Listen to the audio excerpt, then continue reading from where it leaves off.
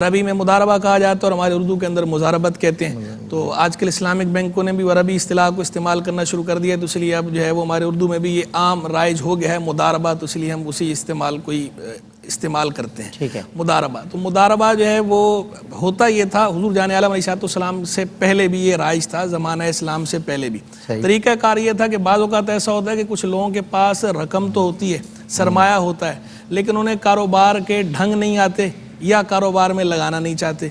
دوسرے طرف بعض لوگ وہ ہوتے ہیں کہ انہیں کاروبار کی مہارت بہت ہوتی ہے لیکن ان کے پاس سرمایہ نہیں ہوتا.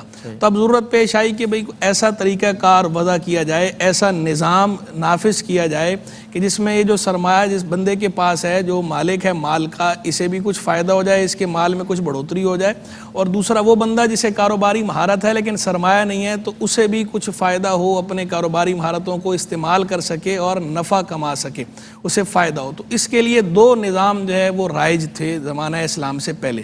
ایک طریقہ کار تو یہ تھا کہ لوگ کیا کرتے تھے، کاروبار سرمایہ دیتے تھے اور اس کے بدلے میں کرایہ لیتے تھے. تو اس کی تو اسلام نے سختی سے ممانعت فرما دی کہ یہ تو سیدھا سیدھا جو ہے وہ ربا تھا کہ آپ نے اگلے کو مال دیا یا سونا چاندی دیا اور اس کے بدلے آپ اسے کرایہ لے رہے ہیں، وصول کر رہے ہیں، سیدھا سیدھا ربا تھا، انٹرسٹ تھا. دوسری صورت یہ تھی کہ سرمایہ جس بندے کے پاس ہوتا تھا وہ اپنا سرمایہ دے دیتا تھا اگلے کو، اور ایک نفع جو ہے تناسب سے، متعین تناسب سے طے کر لیا جاتا تھا اور وہ نفع ملتا تھا. یہ صورت دوسری مضاربہ کہلاتی ہے، اور اس صورت کو اللہ کے رسول علیہ السلام نے جائز قرار دیا کچھ شروط کے ساتھ. اس کے کچھ اصول وضع کر دیے گئے تاکہ کسی پر ظلم نہ ہو اور کوئی بھی کسی کو نقصان نہ ہو، نہ تو جو سرمایہ دار ہے اسے نقصان ہو، نہ ہی جو کام کرنے والا ہے اسے نقصان ہو. تو یہ مضاربہ کی بنیاد ہے.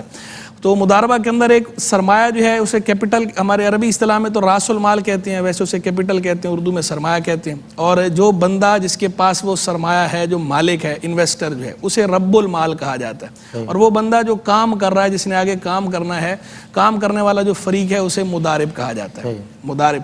اب مضارب جو ہے وہ صرف کام کرے گا، جو رب المال ہے وہ صرف پیسے دے گا، وہ سرمایہ انویسٹ کرے گا، باقی کاروبار میں یا انتظام کاروبار میں عملاً شریک نہیں ہوگا.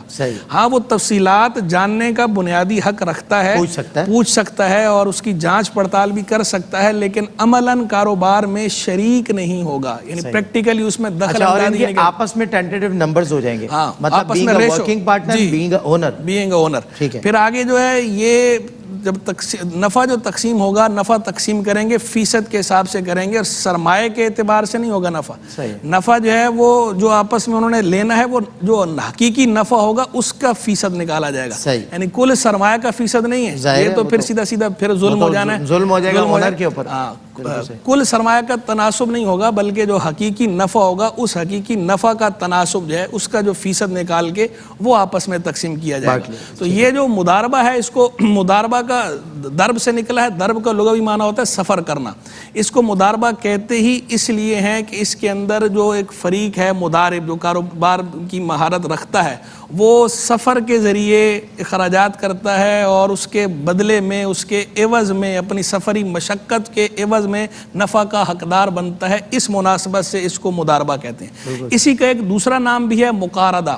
مقارضہ کا معنی ہوتا ہے کاٹنا. چونکہ اس کے اندر جو رب المال ہے، جو انویسٹر ہے، جو اونر ہے، وہ اپنا پیسہ جو ہے کاٹ رہا ہے، یعنی دو حصوں میں بانٹ رہا ہے. دوسرے بندے کو دے دیا ہے، نفع اس کو بھی ملنا ہے اور نفع دوسرے بندے کو بھی ملنا ہے. تو اس مناسبت سے اس کو مقارضہ بھی کہا جاتا ہے. شرعی حیثیت جو ہے اس کا سٹیٹس کیا ہے؟ اپنے اصول و ضوابط کے ساتھ ہو تو بالکل یہ جائز ہے، اصول و ضوابط کے ساتھ نہیں ہوگا تو ناجائز ہے.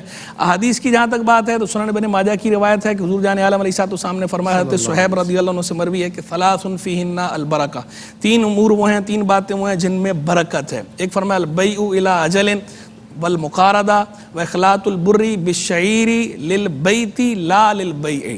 تین چیزوں میں برکت ہے. ایک یہ کہ متعینہ مدت کے لیے ادھار فروخت کرنا، ادھار بیع کرنا. دوسرا مقارضہ یعنی مضاربہ، اس مضاربہ میں برکت ہے. اور تیسرا یہ فرمایا کہ اپنے گھریلو استعمال کے لیے گندم کو جو کے ساتھ ملا لینا.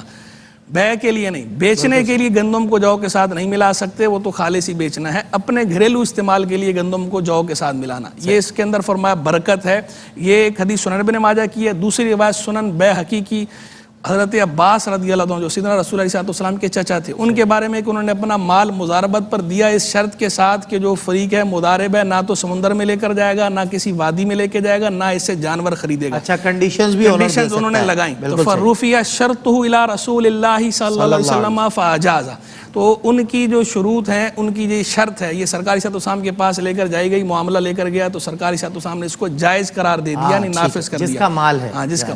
لیکن یہاں یہ بھی ملحوظ رہے کہ یہ دونوں روایتیں جو میں نے ذکر کی، دونوں روایتیں سندن بہرحال ضعیف ہیں. حضرت حکیم بن حزام رضی اللہ تعالیٰ عنہ ان سے بھی ثابت ہے کہ انہوں نے بھی انہی شرطوں کے ساتھ مال مضاربت پر دیا ہے. سیدنا عثمان غنی رضی اللہ تعالیٰ عنہ نے بھی مضاربت پر مال دیا ہے. سیدنا مولا علی کرم اللہ تعالیٰ وجل کریم نے فرمایا کہ مضاربہ مصنف ابن ابی شیبہ میں اور سنن بہقی دونوں میں ہے کہ مضاربہ میں نفع جو ہے تناسب کے اعتبار سے تقسیم ہوگا دونوں کے مابین. حضور جان عالم علیہ السلام نے ام المؤمنین سیدہ خدیجہ رضی اللہ تعالیٰ کا جو مال لے کر آپ گئے تھے، وہ جو تجارت فرمائی تھی، تو وہ بھی مضاربہ کی بنیاد پر ہی فرمائی تھی. تو یوں سرکار صلی اللہ علیہ وسلم کے عمل سے بھی ثابت ہے، یعنی قولاً و فعلاً ثابت ہے سیدنا رسول صلی اللہ علیہ وسلم سے مضاربہ کرنا.